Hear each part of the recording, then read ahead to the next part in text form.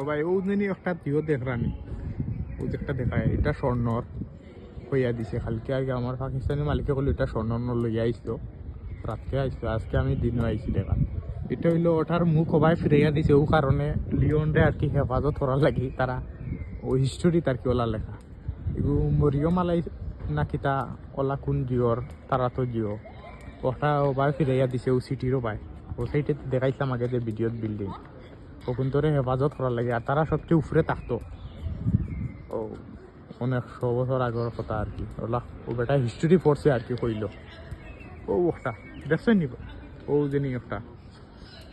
ওটা স্বর্ণর আর একটা হইল ও জানি ওই দেখো কাবাই কত 100 বছর আগে বানাইছে